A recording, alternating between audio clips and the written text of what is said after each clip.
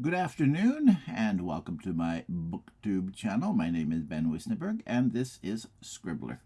Today I will be reading from my novella, Chapter 7 of The Bashful Courtesan. I hope you enjoy it, and I hope I don't screw it up, because I tell you, this has been a long day. But we're not going there yet. Okay, here we go. Chapter 7, The Bashful Courtesan, Paris, 1944. I can hear them. They're coming up the stairs, Stanza said softly, her lips pressed to my ear. There's 3 of them. No, 2. Who are they? What do they want? I don't know, I said in a close whisper. Are they Germans? Is it Eisner? No. No? Then who? Are they marketeers? What do they want? Will they kill us? What have you done, Yevgeny? I haven't done anything, I insisted, and I hadn't, I told myself, except to steal my painting. The fact that she thought they might be black marketeers made me wonder just who they were if they weren't resistance. Was it possible someone had discovered my secret? Suddenly I wanted them to come through the door. The waiting was interminable.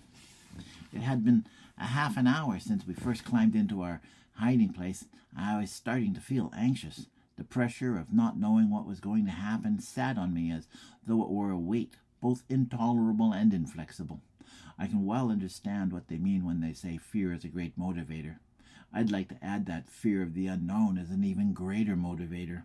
The terror of recognizing that someone's willing to search you out for some strange, unknown reason works on your mind to such an extent that you feel as if every breath you take is loud and rasping and will lead them directly to you.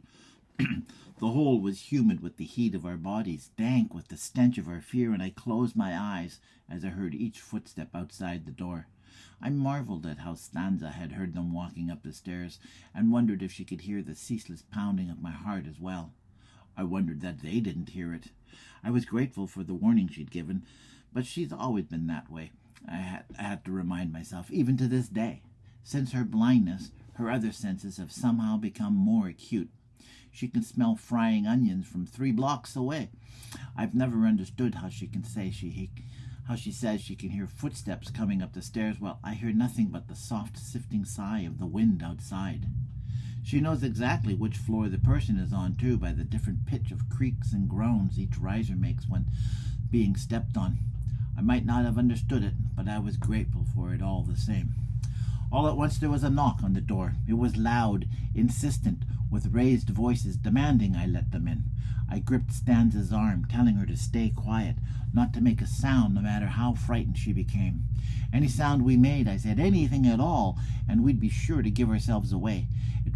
I wasn't about to take chances, I said. Not now. I reminded myself that the Allies were almost at the edge of the city.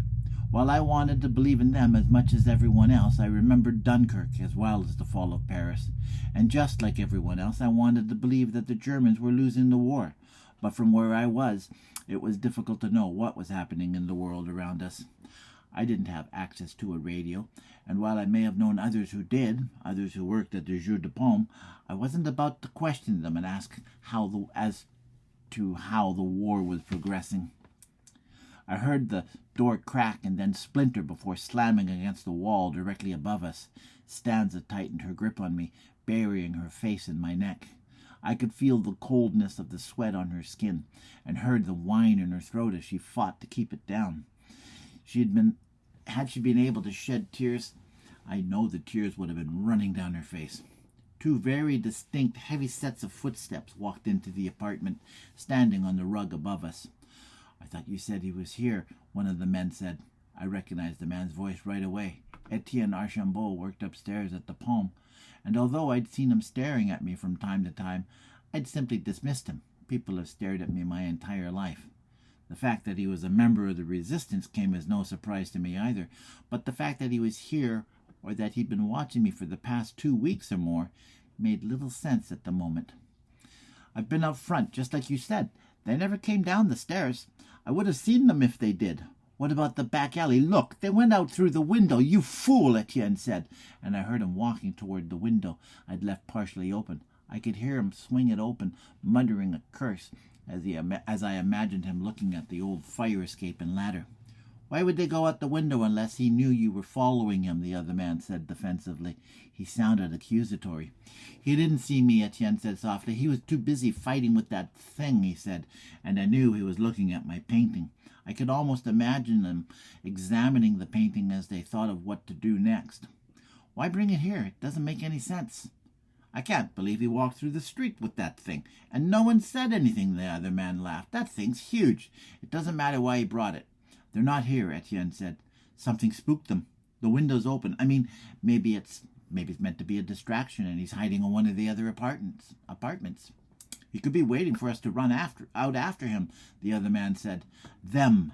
There's two of them, remember? And she's blind, so there's not going to be a lot of running around anywhere. Besides, if he knew I was following him, he would have run as fast as his little legs would take him, painting or no painting, Etienne said.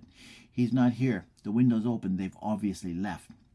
He's probably thinking he can come back later after all the confusion dies down. What confusion? When the Allies come marching through. And in the meantime, we search the place. He's hiding something. I know he is. I can feel it. What am I looking for? Something we can take back to Renaissance that will tie him to the Germans. He really thinks he's helping them, doesn't he? He says he knew him before the war, so he wants to be certain before he does anything. What do you mean from before the war? You mean he knew him as an artist? Everyone's an artist in painting in Paris, even if they paint houses. I don't care if he paints or not. I know he's collaborating. Renaissance told me to watch him, so I've been watching him. Him and that Eisner are up to something, Etienne said, the conviction of his belief echoing in the harsh sound of his voice. Yeah, but you're not in charge, and neither is he. Voland's in charge of this one. Just because she's sleeping with him doesn't make her in charge. I think he answers to her. The man speaks 5 languages. Have you ever heard him speak? He speaks English like he was born to it. He even speaks Russian. Who the hell speaks Russian? It was a moment before either of them spoke again, and when they did, it was Etienne, and he didn't sound happy. They've got German rations and food. Cheese, meat, bread. Where's he getting it from if not from Eisner? I don't know, but I'm taking it. I haven't had anything like this to eat for months, the second man laughed. Why should we even bother to follow them now? The man's obviously a collaborator. You know what he says. Renaissance might be ruthless, but he's never been wrong. He's never killed anyone who didn't deserve it. The fact the little dwarf works for the German might be all we need to know. But he wants more than that. As soon as he found out about the dwarf, he had 3 of us watching him, and the woman. So, she's blind. What do you think he's doing then? That's what we're here to find out. There has to be a book or a ledger he's hiding. Maybe he has a place under the floor. He began stomping his foot, listening for any hollow sounds that would mean our death. I could feel Stanza's hold on me tighten, the grip on her fingers pinching the flesh of my arms. Dust was falling through the cracks. Hey, what's this? And just as quickly the stomping stopped. I could hear Etienne walk towards the bookcase I'd leaned the painting against, the echo of his receding footsteps sounding like a reprieve. It was obvious the other man found the small hasp behind the bookcase, and when he released it, I could hear them pushing the bookcase clear. They'd found my studio. I'd cut a hole into the wall of the next apartment some years ago. Small, low to the floor, even I had to bend down to enter it, and thought how they'd probably have to enter it from on their hands and knees. I was using one of the 2 bedrooms next door for my studio, and the other was where I stored the original paintings I'd forged. I had the windows boarded up to prevent any light from escaping. It was better than finding us hiding under the floorboards, I told myself. At least I wouldn't be forced to work on the forgeries any longer. As much as I may have enjoyed the challenge when I first began working on the forgeries, I knew I could have done so much more if only Eisner had given me the latitude I wanted. So this is your German collaborator, I heard the other man say with a laugh. He's nothing more than a forger. You wanted to know what he's been up to, and here it is. He's obviously in on it with that bastard Eisner. That's who's been giving him the food and the supplies. He wants to keep him alive so he can continue forging. He still has the originals here, I heard Etienne say. Hard to move, I should think. They probably want to hold on to them until after the war. I can't say they thought this out too much. What do you want to do with them? We'll have to tell Voland. She's the one keeping track of everything. She'll definitely want to know about this. We'll have to tell Renaissance as well. We'll let him decide what he wants to do. If it was up to me, I'd kill him. So we just leave them. Do you want to walk through the streets carrying a dozen Dutch masterpieces? They'd shoot us for looters. Nobody seemed to question the dwarf when he left the palm. That's because the Germans are too busy beating a retreat to worry about someone stealing a single painting. For all they know, he could say it was his and he was hiding it because he was afraid they'd burn it. They'll probably try to blow everything up before they go anyways. This might be the safest place to keep them. What do you mean they'll probably blow everything up? You don't think the Luftwaffe has orders to bomb this place? You don't think they'll do here what they did to London? Of course they'll bomb us. You'd be a fool if you think they won't. In fact, I wouldn't be surprised if they blow up the Eiffel Tower on their way out, or the Arc de Triomphe. If you want to make a statement, can you think of a better one? It would be like blowing up the Statue of Liberty or else the Empire State Building in New York. So we just leave. He's not here, is he? Renaissance needs to know what he's doing. Voland will want to know as well. Who knows how many others like him are doing the same thing. This could be the proverbial tip of the iceberg. I could hear them sliding the bookcase back into place. What about the door? The other man said. What about it? It's broken. Someone will know we've been here. Do you think it matters? Just close it. You can come back tomorrow and fix it if you want. But by then, it might be too late. We waited until they were gone, and then we waited a little longer. I heard them on the stairs, heard the front door slamming shut behind them, and still we waited. I waited for my heart to stop pounding in my chest. The cold grip of fear seemed unable to let go its hold of me, and all I wanted to do was lay there in her arms and let Stanza hold me. She seemed to sense it. I felt her arms tighten around me as she placed a soft kiss on the top of my head.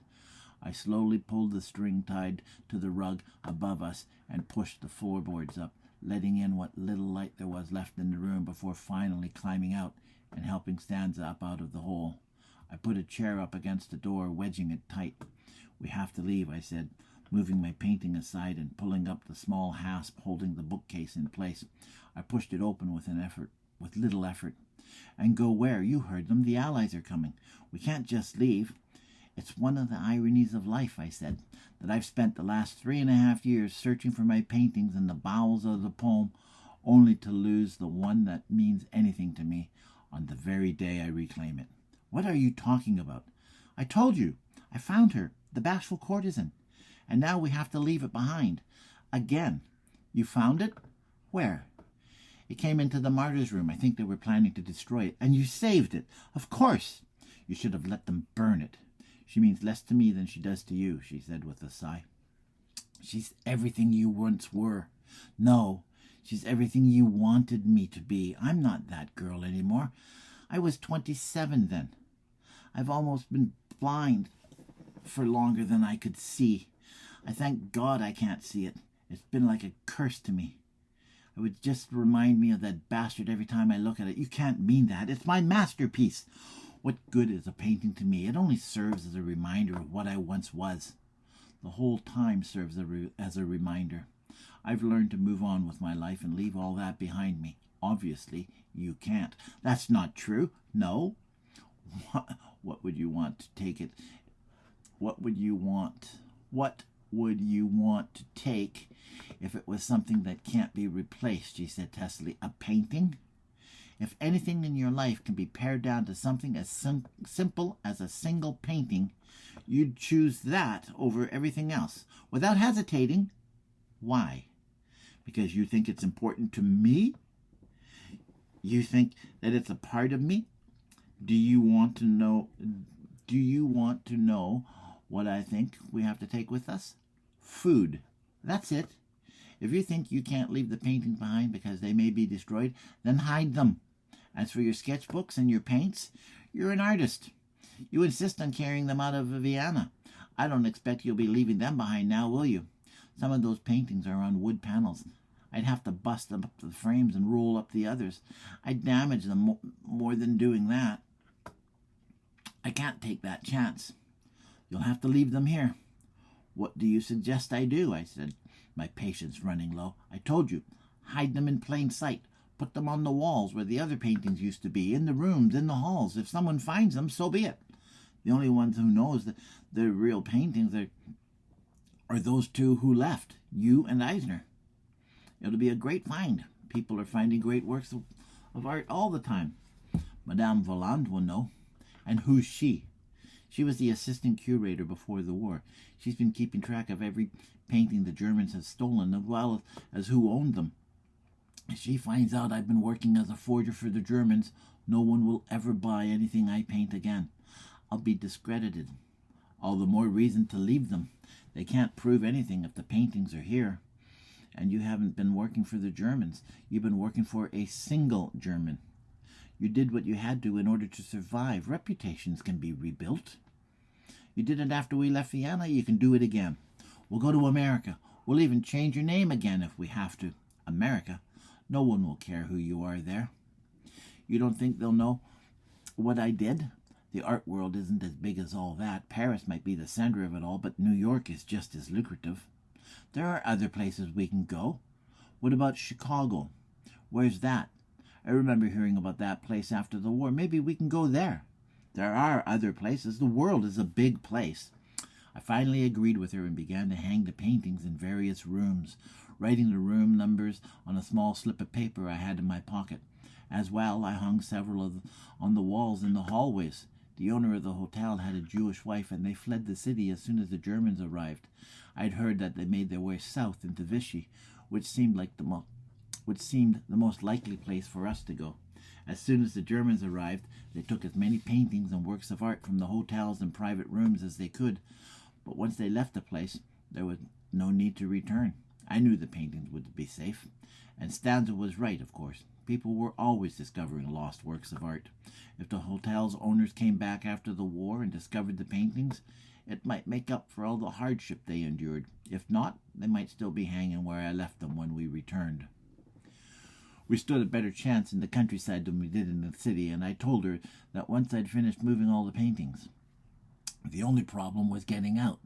I knew if we followed the rail lines, we'd be able to hide in the shadows as well as empty rail cars. We had to get out as soon as we could, I told her. The Germans would be watching the tracks, using them to leave the city, and the Allies would probably want to bomb them to stop any trains from leaving. But it was our only hope of getting out of the city.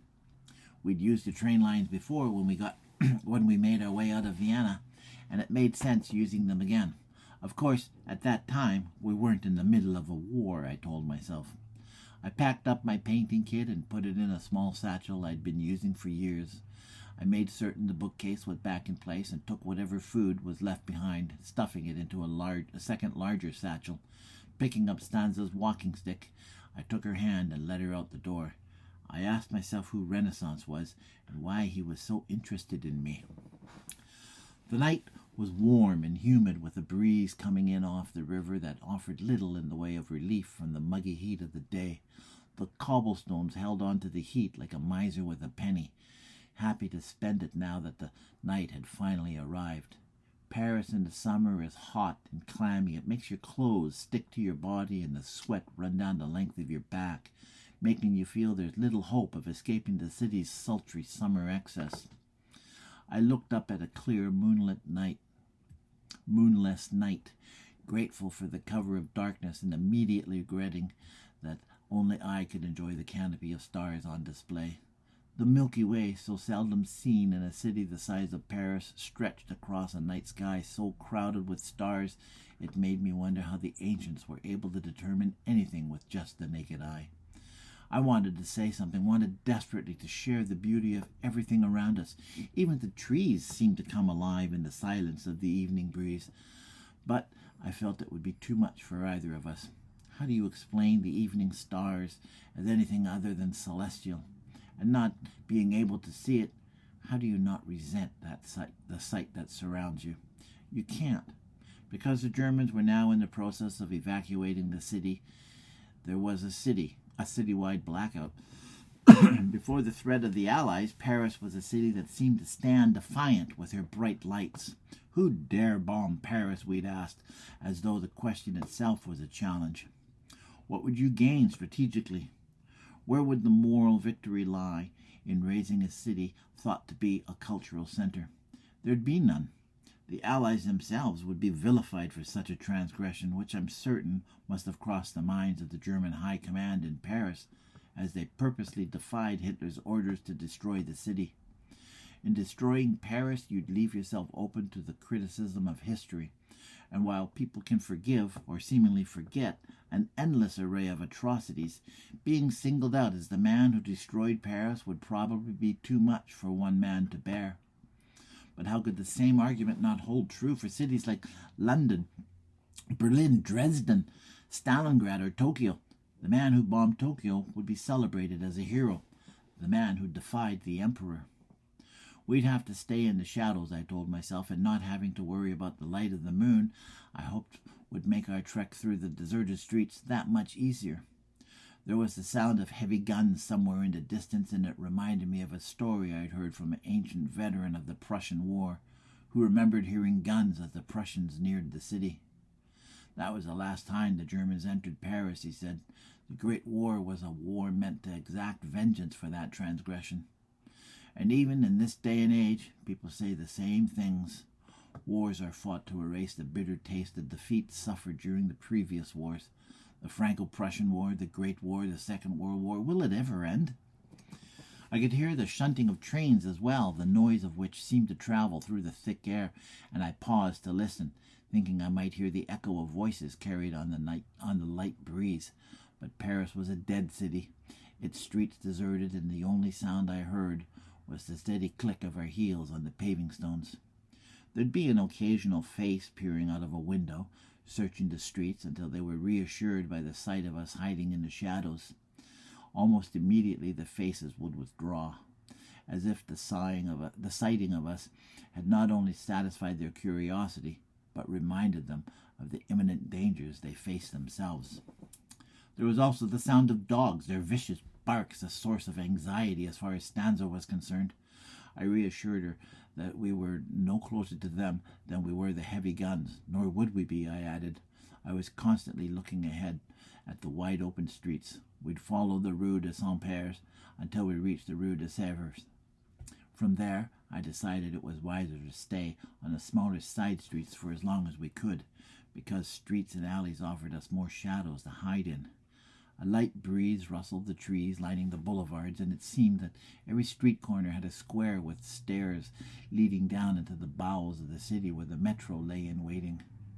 There were sidewalk cafes that had been boarded up, their chairs chained to nearby fences, while the blank windows of the surrounding buildings stared down at us as though they were vacant eyes, lit up by the occasional blink as someone looked out over the empty streets below.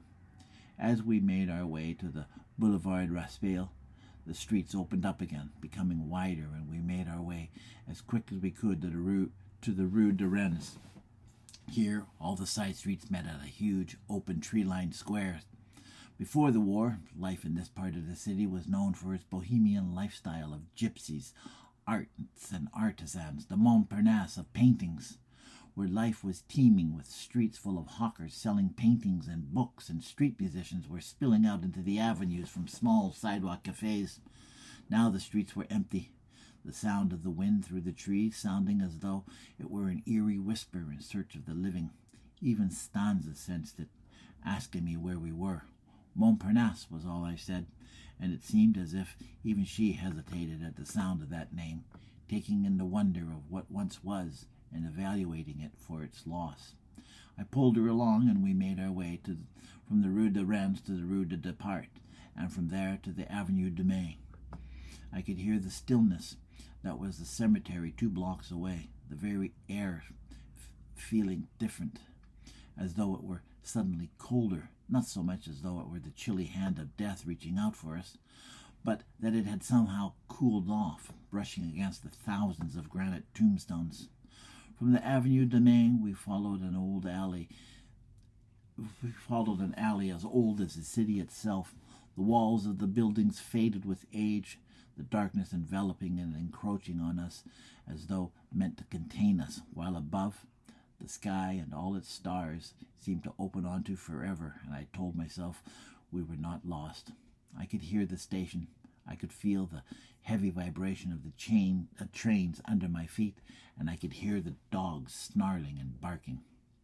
We'd left what I always thought of as the old city, and reached what felt like the industrial heart, a vital artery of ribboned steel that seemed to bisect the city, almost as if it were a garish wound, a faded, bloodied scar that would lead us out of the city. There were lights flashing in the distance, through the leaves of trees as the wind sifted through the branches with a gentle caress. We came up on a small hill, and I told Stanza to wait while I meant to crawl ahead and see what was happening. "Don't you dare leave me standing here," she hissed. "You'll have to crawl," I said. "I don't care what I have to do. Don't you leave me." I placed her hand on my belt and felt her grasp it as we crawled forward through the bushes. I was hoping to see what was happening below. Gare Montparnasse consisted of a dozen tracks or more that came up out of the earth as though they were escaping, each one twisting into the other like so many twisted reeds of steel that it became a confused mass of tracks that rose and fell off into the distance, all but undulating across the landscape. There was a long convoy of trucks that snaked its way towards the tracks using the Rue de Lycia, a light fog of dust enveloping everything, while the lights of the hand torches the soldiers carried cut through the night around them. There were soldiers walking back and forth along the length of the waiting trains, looking underneath the boxcars every dozen steps, some overseeing prisoners who were being loaded into the boxcars. There was a second train being loaded with paintings and statues and other treasures, silk carpets and antique furnishings, gold and silver plates, candelabras and menorahs, while yet a third was being loaded with endless boxes of files the German High Command felt it was important enough for them to take out of the city. I could hear the soldiers screaming at the prisoners to hurry, the dogs straining on their leashes, barking with a frenzied menace. It was obvious the soldiers were just as worried about the threat of attack as everyone else. I suppose they may have felt they were safe loading prisoners onto the train because no one would think to risk attacking a convoy of prisoners. Perhaps the Allies should have attacked the station. Those prisoners being sent out would have been saved from the certain death they faced in the camps they were being sent to. Now's our chance. We can move south from here. As long as we keep the tracks on our right, we won't get lost. "But you might get caught," a voice said. I turned my head at the sound and saw a man in a tight-fitting suit with a fedora set at a raking angle, standing with his hands on his hips. His pistol was still holstered, and he patted it gently as he smiled at us. Stanza tried to hold back a scream, and I felt her tighten her hand on my belt as she buried her face into my back. He motioned for us to get up, and I held Stanza's hand as we crawled out from the bushes. "Did you really think you could leave and not be noticed? Did you think that we weren't watching you all this time, or that no one would say anything as you walked through the streets? Please, your hands up," he said as we stood. "Is he going to shoot us? Is he alone?" Stanza asked. "Forgive me, madam," he said as he holstered the gun. "I'm not here to shoot you. On the contrary, I've been sent to retrieve you," he said. "Retrieve us? And who sent you?" "It was the Obersturmführer," Stanza said of a sudden. "Who else could it be? He's had us followed. It was him in the apartment." "The Obersturmführer," the man said with a note of incredulity. "My God, no. Even I find it hard to believe that he could have thought this through to the point of you actually leaving. I doubt he has any idea you're leaving at all. And where were you going, by the way?" "Vichy, France," I said with a note of defiance that made the man smile. "Vichy," he said with a laugh. What were you going to do if you got there? The Allies have broken through. The resistance has finally made its move and are starting to close in. We have, at most, a week before the city falls. Perhaps we should send you to the camps with the other prisoners." "No," Stanza said quickly. "Tell him about the Obersturmführer," she said. "We already know about him. I told you, he's being escorted to headquarters." "Did you think having him as your friend would protect you? Because you have a Nazi friend? Good God, woman, they shoot people like you for having Nazi friends. They call them collaborators. Eisner, Stanza said again, clinging to the name as if it were a trump card and laying it down once again. Obersturmführer Gerhard Eisner. He can explain everything. She really doesn't understand, does he said, looking down at me. Do you know how long we've been looking for you? In fact, if there's any one name that's going to keep you off those trains from getting a bullet in your head, that's it. But maybe I should let the Oberleutnant explain it to you. He'll want to see you as soon as he can. He's really excited to see you. Can you think why? We're not thieves. I know. You're the missing piece to a very large puzzle. But don't worry, the Count will sort it out.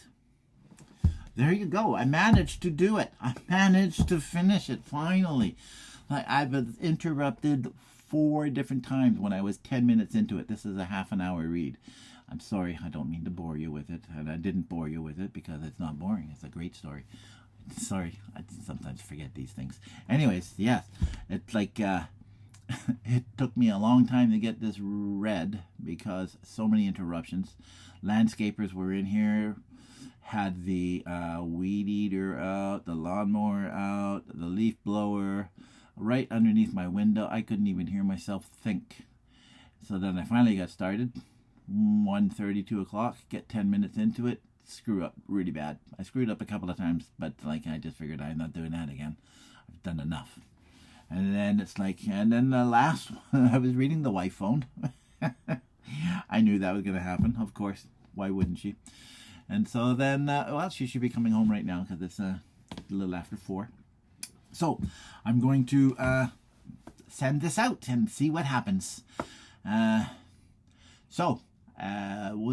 might have to read another one later, a little earlier, or a little bit later on, because I have 1, 2, 3, 4 weeks left of reading, and only 3 weeks left in the other one. So I don't know. I don't know what to do.